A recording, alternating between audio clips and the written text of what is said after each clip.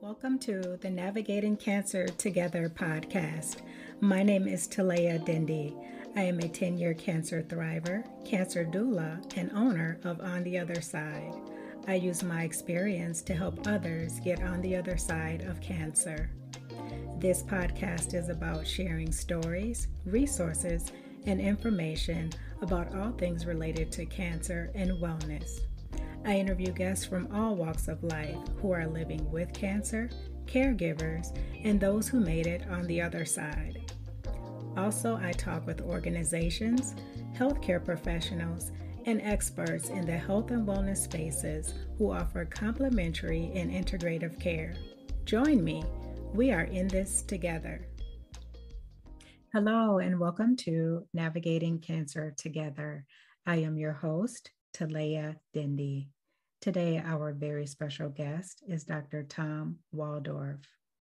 After graduating from Palmer Chiropractic College, West Campus, Dr. Tom became a project manager on a research grant for the school, studying low back injuries sustained by those on the job. The 4-year study conducted at an occupational clinic with medical physicians and physical therapists concluded that chiropractic treatment, along with physical exercise, was the optimal form of treatment. Dr. Tom currently owns his own practice, employing other healthcare practitioners, massage therapists, exercise physiologists, and estheticians. Using the experience of his 30-year career, Dr. Tom now focuses on the holistic practices of physical medicine, wellness, nutrition, weight management, and personal and industrial injuries. Welcome, Dr. Tom. Thank you so much for joining us today. It's my pleasure. Wonderful to have you. You have a lot of great information to share with us about how to take care of ourselves. And I think that's so important in the climate that we're in right now, is really knowing how to take care of ourselves and making sure we understand how to prevent a lot of the illnesses that are happening to people all over the world. Mm-hmm. And so, Dr. Tom, let's get started. Could you please share with the audience a little bit about your background and then how you got started in the work that you're doing? Sure. So I thought about going into medical, realized that it had a certain direction that we were going to have to go that I wasn't really interested in. I wanted to be more about wellness and prevention. And at the time, 30 years ago, which is hard to believe, there wasn't as much emphasis on that. So I decided to go into the chiropractic specialty because I knew a lot of chiropractors that loved what they did and got people feeling better without medications, without becoming real aggressive with their healthcare by just doing preventative medicine. So went to Palmer Chiropractic College. Also got really involved in research while at the college. And that was a real passion of mine. And fortunately, because of that involvement, I got to get involved with other physicians, medical practitioners, podiatrists, physical therapists, and spent quite a few years in occupational medicine. So I was one of the first to really learn what integrated medicine looked like, to have all the doctors actually participate in working on a patient to the benefit of the patient. So over the last few decades, I've done multiple things from workers' comp to pharmaceutical and nutraceutical, medical foods, and distributing those through physicians' practices throughout the country. So that's what brought me really into understanding a lot of alternative forms of nutrients, medical foods regulated by the FDA, and then of course the cannabis and CBD products and your natural supplements. One of the things I like to talk about is that we are not ibuprofen or Advil depleted. Oh, yeah. Those are products that our body actually is looking to receive. We are vitamin D depleted or vitamin E depleted, nitric oxide depleted. So in my journey of learning about healthcare, I realized that there was so much that we needed for people to understand with normal nutrients that they can provide. And then, of course, the chiropractic side, getting people moving, getting them active, getting them exercised, and keeping them out of pain by staying active. So that's what's brought me to, I'm opening up my 5th practice over the last few years that's going to be fully integrated. We'll have nurse practitioners, massage therapists. We're even going to do some anesthetician stuff, because once you start feeling good, you want to look good. That's true. All right. That's true. So it's been a real fun career. And one of the things that I like doing and what I'm moving towards is teaching. Yes. Teaching patients, but then also teaching other colleagues, other chiropractic students, other health care practitioners to do the same thing and to have a more open perspective on what healthcare should be, and more preventative and more wellness. I love that. And the fact that you're open to teaching and you're looking forward to doing that, I think is so important, because we need more people in the healthcare field, more experts, to share that information with us and with patients and other people, so that we know how to take care of ourselves outside of the healthcare system. Absolutely. Because if we're educated, we don't have to spend so much time at the hospital or at the clinic. Well, that's what I tell people all the time. I'm like, I don't want to see you here every day.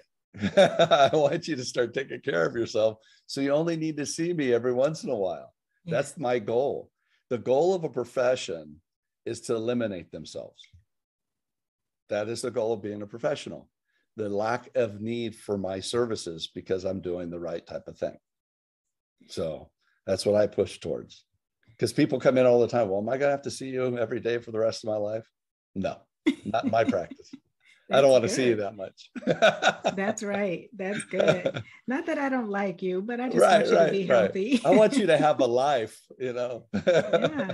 And Dr. Tom, what recommendations would you give people? Life is so busy these days, and that's the number one complaint. Oh, I don't have time to worry about exercising or worry about putting together a meal plan. What do you recommend for busy people, which we all are? And how would you suggest that we keep ourselves healthy in a simple way? Well, that's the key. You said simple. I think a lot of what happens to people is they overcomplicate it. And they get into these, I've got to do all of this, and I've got to do all my meal preps on Sunday. And then the next thing they know, they go, I can't keep doing this. I'm just done. Or I've got to exercise at 5 o'clock in the morning every day. I mean, I've been there. I did it for like 5 years. And I'm like, I'm kind of tired of getting up at 4:30 every morning. So my suggestion is find something that, one, on the exercise side that you enjoy, whether it's walking, running, bicycling, lifting weights, going skiing. Find what it is you enjoy and focus on that. And my perspective is, I like going to the gym. I like lifting weights, but I don't do that because I just like doing that. I do it because I like staying healthy. I like to be able to go play a sport or go do some type of activity that requires a certain level. For a period of time, I was doing martial arts. So I did the working out to do the martial arts. So you've got to identify what it is that you really, really like to do, and then do programs that will support that. So then you're motivated to do it so that your particular sport increases and improves, whether it's playing baseball or whatever, playing basketball. If you're going to play basketball, you better have some cardiovascular strength. So go on a treadmill, do an elliptical, do some type of cardiovascular to support that. Now, my practice, I really want patients to do both. I want them to do cardiovascular, but I'm also wanting them to do muscle work. They need to have muscle mass. So, and that doesn't have to be, and you hear this all the time, particularly from women, well, if I work out, I'm going to get really big. No, you're not. Not unless you're doing 3,000 or 4,000 calories a day of chicken and you're working out 3 or 4 hours a day. You're not going to get like that. But 3 days a week, 30, 45 minutes, that's all it takes. So don't overdo it. So that's the exercise part. The success that I've had on the nutritional part is, again, don't overcomplicate it. I found some really good products for my patients in my practice for morning shakes. So I do 2 things. I do a green, and you can find there's greens out there, natural greens that have 180 different vitamins and nutrients that are dried into a shake, a green shake. And that's the first thing I drink in the morning, usually Monday through Friday. And then I cheat on the weekends and I have breakfast, eggs and that kind of thing. But it's the consistency of doing something very simple. It takes 5 minutes to do that. And then I do a shake. And again, I like plant-based shakes because we already get enough animal protein. So if you're going to do a supplement, find a good non-sugared based shake that you'll do. And it's, again, very simple. If you complicate it, you're not going to do it. So then I do that. And then I say, I want you to do some type of vegetable or salad at lunch with a protein. Find yourself a good protein bar that is, again, not high in sugar, that you can use for a snack in the afternoon, or a couple almonds in the morning if you get a little hungry. No bigger than a handful, because then you're going to be doing too many calories. And then a light meal, and never eat past, I really try to get people not to eat past 6, but that's hard with the way we work, not to eat past 7. No snacks, no ice cream, nothing like that, past 7. And if you do these things, you're going to notice your pants are getting bigger and bigger and bigger. And you don't have to make it complicated. It's really that simple. If you get into a particular diet, paleo or keto or all these diets, you have to follow them. And that's just another job. So my biggest thing is with patients is, I just want you to keep it simple, but be consistent. If you only do it for 3 days, you're not going to get anywhere. That's so true. Because your body. Yeah. And it doesn't matter where you're at, whether you are dealing with cancer, whether you're dealing with cardiovascular disease, anything, this will help all of that. And then if you're doing that, then we could supplement from there. It sounds really simple. It sounds doable. And, I like how you just said, hey, a shake in the morning, and a plant-based shake. You don't have to go and buy peanut butter, yogurt, all these different, ingredients. I think that's another reason why some people don't stick with shakes. And all of that is high in sugar as well. So I really like how you just explained it in a simple way. And while you're talking about it, I'm thinking, oh, there's a couple of things I can implement here. And it really won't change much of what I'm currently doing. It won't add any additional work. Right. The greens is really important too. And that's the first thing you want to do in the morning. Because if you go to bed at 10 and you wake up at 5, 6, your body's been fasting. Yeah. So what is the first thing you're going to give it? Coffee? Don't do that. Coffee is a good anti-inflammatory, but it also can be a carcinogenic. And particularly when people want to throw sugar and then a cream or a sweet cream, all those different things, don't do that. Do your green first. That way your body already has a good natural nutrient that it can feed from. And then with the shakes, I always recommend that you get a good pre and post probiotic you put in it. And then I also do a liquid fish oil. Okay. So your DEA and DHA, all of those in cold pressed fish oil into it.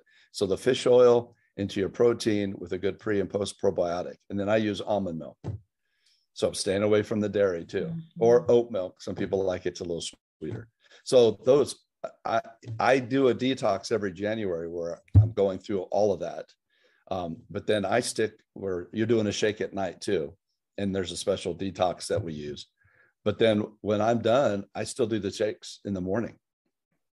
and it keeps the weight off. And it's amazing. I've been doing it now for 2 years, and it's really, really worked for me. And every patient that I put on, I got probably 20, 30 patients say, can I place another order? Oh, wow. Yeah, let's keep you going. And their blood pressure goes down, their pants gets bigger, their energy goes up, and mentally, they don't have to think about what they're going to do for food. Mm-hmm. That takes up a lot of, I have patients saying, Yes. oh, I got to go figure out what I'm gonna have for dinner tonight. I'm like, you should have a shake. Pretty simple. That's easy. Yeah. And it doesn't require a lot of time. So It does not. wonderful. Thank you for sharing that information. Absolutely. So I want to talk, Dr. Tom, about different ways that you care for people with cancer. And what would you recommend for people that have received a diagnosis? How would you recommend them to care for their bodies and themselves? Well, depending, and there's so many different parts of when a doctor might be dealing with somebody with cancer. Would say it's at the beginning. The first thing that I really try to emphasize with people with cancer is mental support. If you don't have a support structure, when it gets really hard, you're not going to be able to have that support structure when it is. So as soon as you find out that you're dealing with it, whether it's family and friends or your church, a therapist, whoever it might be, make sure that you have a regular sit down with that person over tea, not coffee at this point, and actually be able to deal with how you're feeling. Because it's amazing to see outcomes, people with a positive attitude and their outcomes with cancer versus people that give up, or people that listen to the doctor say you only have 6 months to live. Some people live right to 6 months. Others, 5, 10 years later, they're still going. So what is doing that? And I think it's the mind. It's the mental attitude. And that's not just for people with cancer. That's in everything. Our attitude determines our outcome. So that's the first thing, is have the support system. And it could be your doctor. And I've done that for people. And I've had people in here crying and motivating them and getting them excited about living and fighting it. And then it's okay, what is it we need to do? You need to start moving. You need to give your body a reason to live. If you go ball yourself up in a corner in your bed, stay isolated, your body's going to already think you've given up. The body's going to respond to how you perceive this. And I think you are realizing, because you've been through it. Yeah, I've been through it. Yeah. Mind-body connection is everything. And I understand that, because I have not had that personally, or anybody in my family that has had it. So for me to say this, oh yeah, but you've never experienced it. I have had other heartaches, so I know what it means to try to get out of your own way. Yeah. So it's still, no matter what the situation, that's got to be number one. Then it's, okay, what kind of cancer? What do you have to do? How can we support it? And it still doesn't change trying to get the nutrition in, trying to give your body all the tools it can utilize while going through chemotherapy, going through radiation. You still need to feed it. And I know a lot of people don't feel like eating, and they have the nausea and the vomiting. And that's where I think it's so important to start looking at THC and CBD and all the other non-traditional nutrients that are out there that you can do for your body. So I really support that. At the same time, I don't tell them to stop doing what we know works, even though I still think it's archaic, but we've gotten better. I remember when I was going to Fresno State, I worked at a children's hospital carrying mustard gas to the different places for the kids to receive mustard gas 30 plus years ago. We've come a long ways from that. So the thing, though, that we have to do for ourselves is stay as active, stay as mentally supported, and start looking at what you can do to heal your body from inside. And even these nutrients that we just talked about and the supplementations we just talked about, and find a practitioner that's willing to do this from you, from infusions, getting infusions. I mean, you're going to throw in a bunch of toxins. You might as well throw in a bunch of nutrients too. So true. You know, get a B12 infusion. There's just so much that can be done that is non-traditional. And you've got to take responsibility for yourself to do this, because allopathic medicine is going to do what they feel is clinically relevant. They can't practice based on belief. They just can't. Unfortunately, they can't do that. So you have to do it. And belief is a much more powerful thing than believing in outcome from science. Because I've seen enough miracles in my life to know that we don't have it figured out when it comes to that. So that would be my recommendation. When somebody presented to me in my practice, oh, by the way, I'm fighting cancer. I just had a young gal with breast cancer, and I've had her start doing the exact same thing. And I still have patients come in and get adjusted. Chiropractic adjustments, getting the blood flow, getting the nervous system working, getting the cerebral spinal fluid through the whole brain and spine working, the endorphins working, all of that allows them to deal with the pain and the anxiety and the stress associated with it. She's going in for surgery tomorrow, and she felt better after I was done. And then, of course, it's, you know, I do some prayer and I uplift people and say it's going to be okay. And that's part of it. Yeah. And I love how you just try to cover everything. You get it, even though you haven't had cancer or someone in your family hasn't. You get the total whole person care that's needed. And I really believe that's what's missing in healthcare. Unfortunately. But, you know, to be fair, and I have friends that are, of course, medical practitioners, they don't get the time to do it. That's it. They got all these labs, all these tests, everything they have to do to keep from being sued. And patients bringing hundreds of issues for a 15-minute visit. So they don't, unfortunately, have the opportunity like I do, because I see people 2 to 3 times a week. Okay. So I'm able to continue saying it over and over and over. Oh, yes, you did say that, to where it starts making sense, where a medical practitioner might not see somebody for 6 months. So to be fair to them, they're unfortunately in a sick care system. It's all about sick care.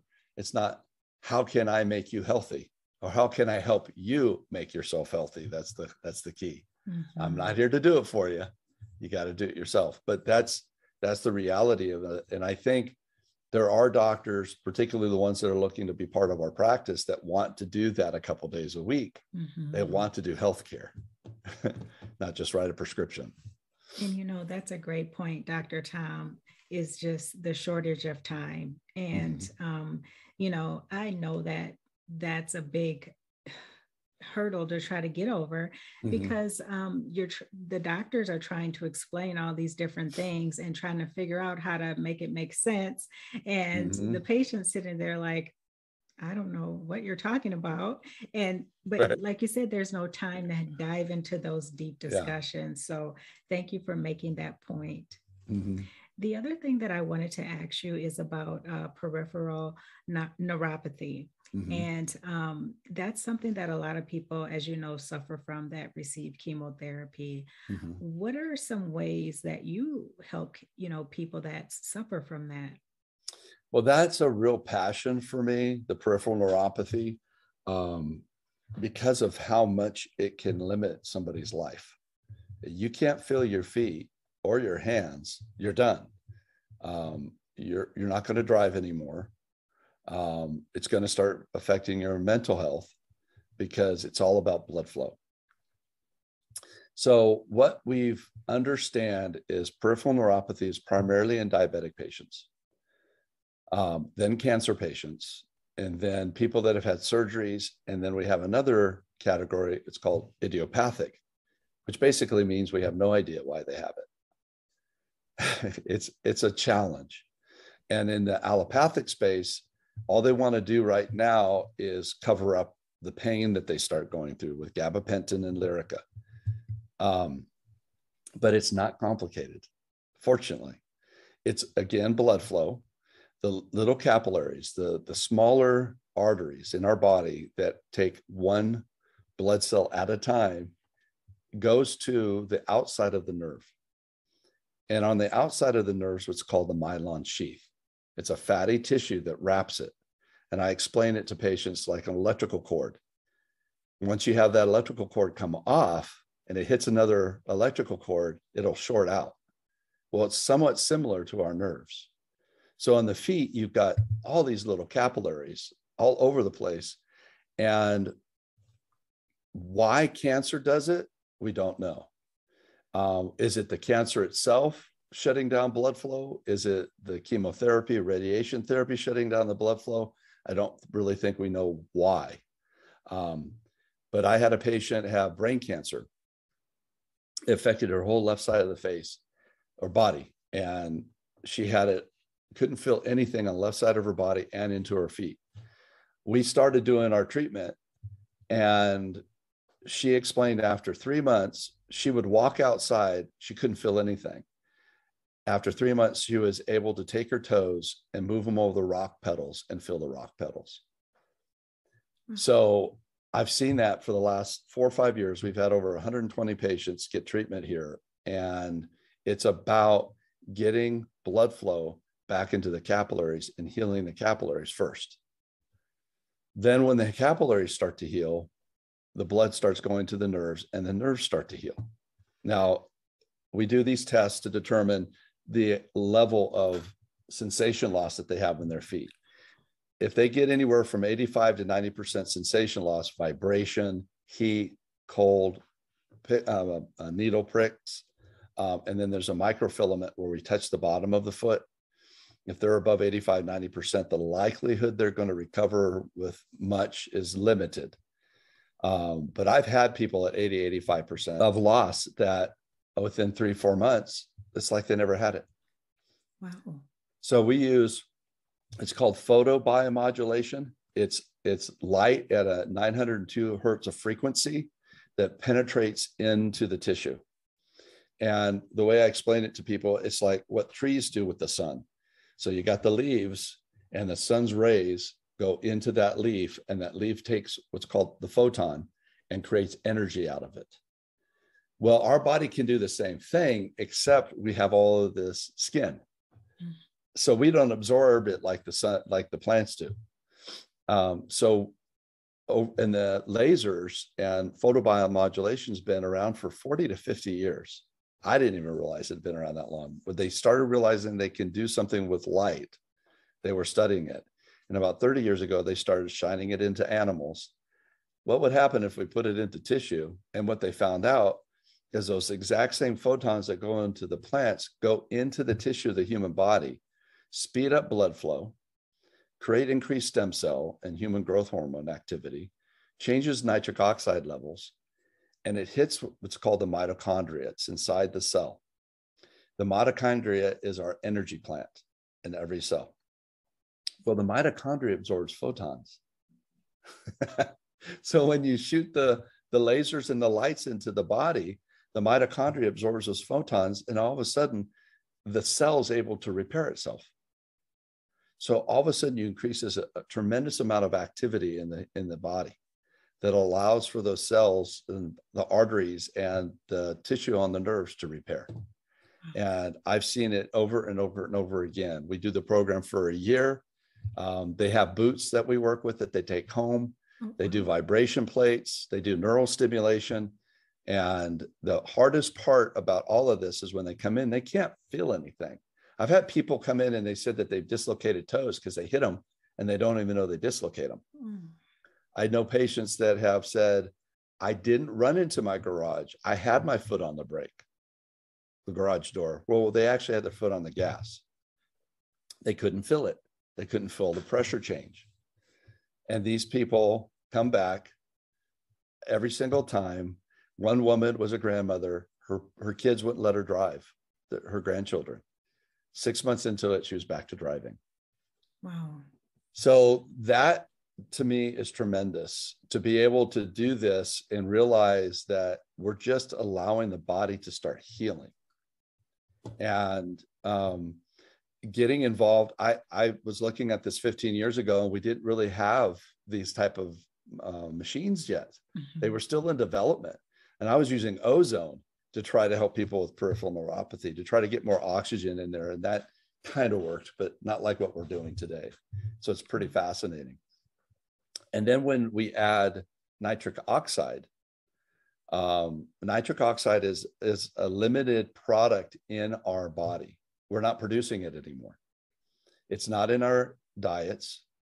Our body naturally will start depleting nitric oxide at age 45 by about 50%. And by the time we're 65, it's close to only 15% production. And nitric oxide is inside our arteries. There's a little cell called the epithelial cell inside the lining of the arteries. They produce nitric oxide. It goes out and keeps the arteries slick so that nothing binds. And it also goes the opposite direction to allow for vasodilation. Most people don't have it because not only the fact that it's not in our nutrients anymore, but we're around all these machines. Mm-hmm. The 5G, the Wi-Fi, the computers, we're oxidizing like crazy. I've got my 15-year-old daughter, I tested her. You're supposed to be like at this hot pink level when we test. She was at white. She had no nitric oxide in her saliva, none.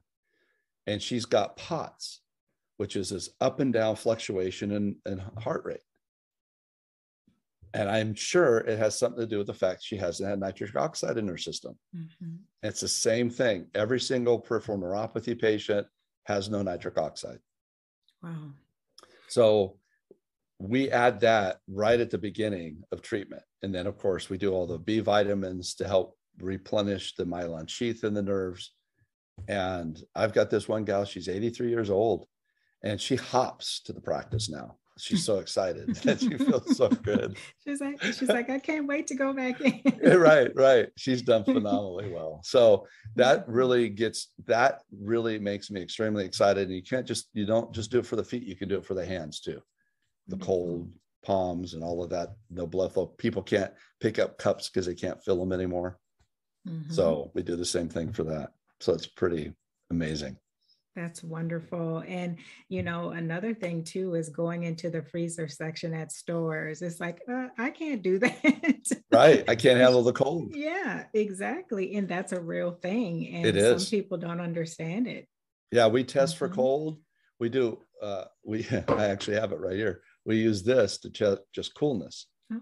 But then I take an ice pack that's really, really cold. And I can't barely hold it. And these people can't even feel it. And then, of course, I use a blow dryer to check whether they can feel the heat. Mm-hmm. And they go, "Why do you have a blow dryer?" I says, "For my hair." That's funny. It's really amazing. Our last patient, he just said, "I can't believe how I slept last night after one treatment in the office." Because the sheets bother people, just the sheets on their feet. So, yeah. So do you have it? I do. And okay, we'll have to talk offline. We'll have to talk offline. That's why I'm sitting here bobbing my head like, oh, yeah. And so, Dr. Tom, you have shared so much wonderful information with us today. And before we end, is there anything else that you would like to add? And please tell the listeners where they can find you and learn more about the wonderful work you're doing. Sure. I think for the people that listen to this podcast there is hope. You don't have to feel defeated. You really don't. I've seen it over the 30 years, people walking into my practice that just said, nobody can help me. I said, well, the biggest thing is start with one thing. And I always tell people, I got a lot more for you, but we're going to start with this one thing called pelvic tilts. You're going to learn how to move your pelvis back and forth when you're sitting and you're driving. One thing. Is that it? Yeah. and they come back for their second visit. Could you show me those pelvic tilts again? I'm not really sure. It was one thing. So it's like, don't get overwhelmed. There is hope. Keep trying, get with the right people, keep looking, do your research. There's a lot of solutions out there. Don't stop, because I've always said, as soon as we stop moving, we die. Yeah. I could not agree more. One of our motto is better life through motion. Mm-hmm. Better life through motion. You know, what is it that you want? Then get up and do it. You know, walk, move. That's my biggest thing, is start moving. Even if it's, I don't like to say this, from the couch to the kitchen, but you know, it's something. I'd prefer it's outside, but get moving. That's the number one thing. Mm-hmm. And for people to get a hold of us, we're at activelifereno.com is our website. We've been mostly focusing on expanding and growing and bringing more providers. So we haven't really done much update, but it's a way to get a hold of us at activelifereno.com. Wonderful. And I will include that information in the listen notes. Excellent. And I have two questions that I ask all my guests, Dr. Yes. Tom. The first one is, what is something that you've learned in life that you would like to share with the audience?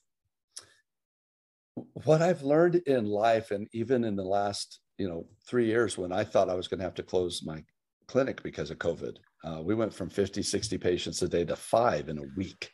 Wow. I had to let all the staff go, because it's like, I don't know what we're going to do. And so what I'd like to leave is, don't give up. Don't stop. Because now here I am getting ready to double the size of my practice. I'm going to have probably 6 providers in my practice with me, and it's 3 years after the fact. So don't give up. There's always a way out until there isn't, right? And that's when we're going to go see the guy upstairs, right? That's the time. But until then, keep going. Don't stop. I love it. Ryan, get up and move. Oh, words we all need to remember. Thank you so much. It's my pleasure. And Dr. Tom, finally, what is next for you? What's next for me is getting our practice started in the new location next month, and really getting the flow of having other providers in there and expanding other resources within our own practice versus me referring out. So we can have more of a collaborative exchange. I love working with other providers and having clinical meetings where we bring up a patient and have a conversation about that patient. How can we best help this patient? And that's what I'm really looking forward to, in expanding that capacity. So wonderful. And I wish you all the best with that. I know it's going to go well and do Thank well you. Because it is so needed. And I love to talk to people like you who just really make things simple and don't overcomplicate things, because life is busy and hard enough. So thank you. You're very welcome. It's been a pleasure. Thank you, Dr. Tom. And before we leave today, I'd like to give a shout out to the listeners. Thank you so much for joining us today. That is it for this Wednesday. And until next time, let's keep navigating cancer together. Take care. Thanks for listening to this episode of Navigating Cancer Together.